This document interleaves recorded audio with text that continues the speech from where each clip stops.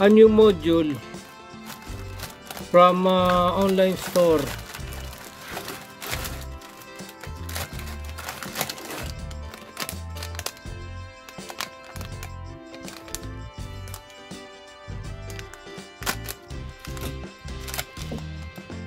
This one, this is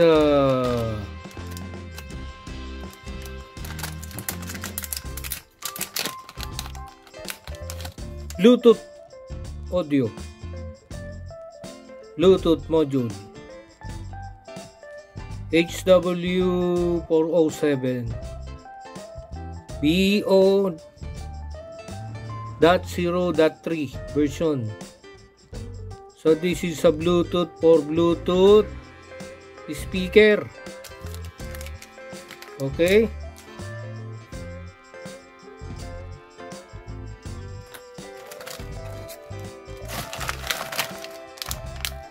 And then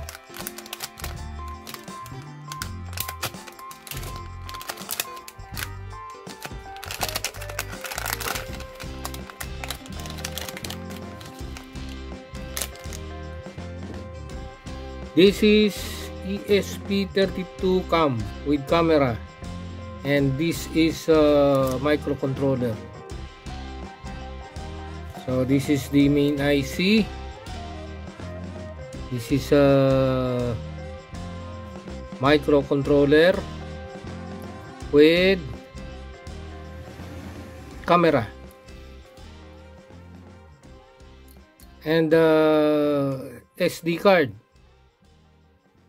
for saving the data or the photo taken.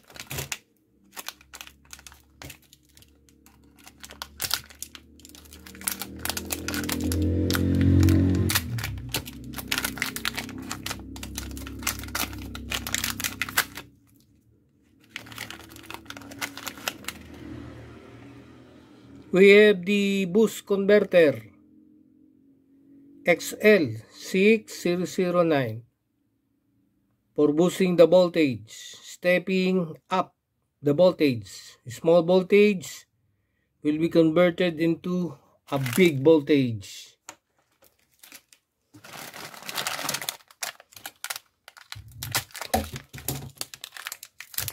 Another module, a boost converter XL6009 boost converter,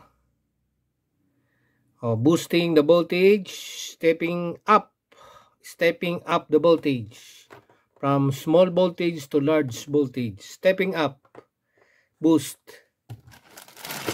not stepping down, it is stepping up. And this one,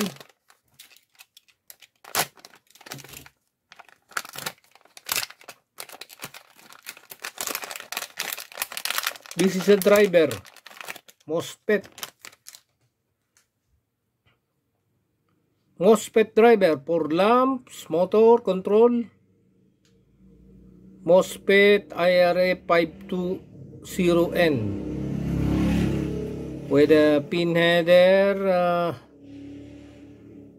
terminal block, SMD resistor, LED, signal, VCC, ground. So driver, this is a driver for motor control. Also the lights.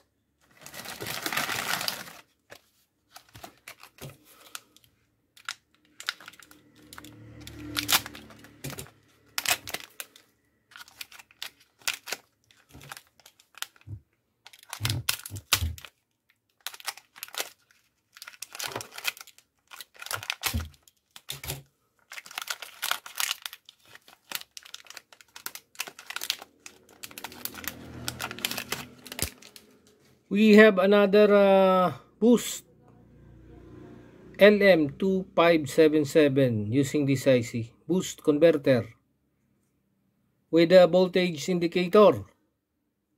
Boosting means stepping up the voltage used with push button control.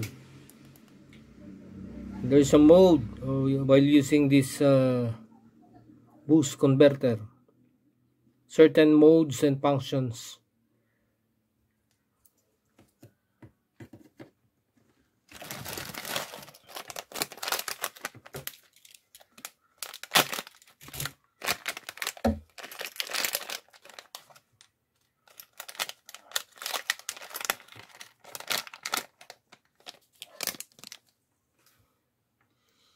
This is a motor control.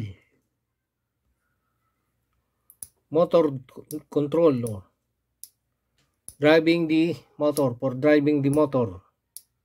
Speed control of the motor with 555 timer, using 5x5 timer. Really? Oh, 555 timer, voltage regulator with some SMD components, heatsink, terminal block capacitor. So it's using I think it's using a PWM signal with the B100K potentiometer with switch. As you can hear the click sound, there is a switch. B100K, 1000 kilo ohms. B potentiometer. And then we have this two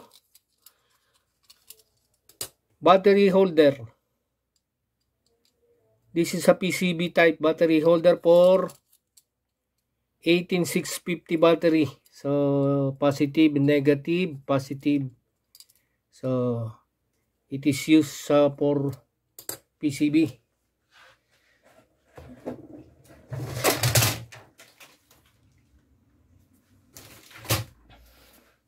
Let us see the battery. This is 18650 battery, or this one.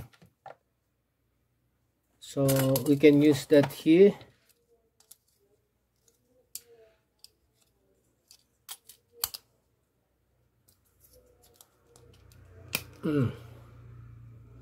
Then we have now the holder. Okay, and also we have the cap for the motor control. So that is our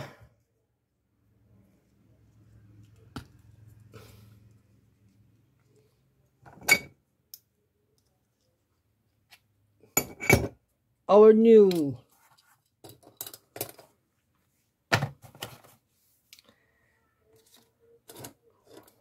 mailbag, composed of different components we're going to use for our upcoming projects.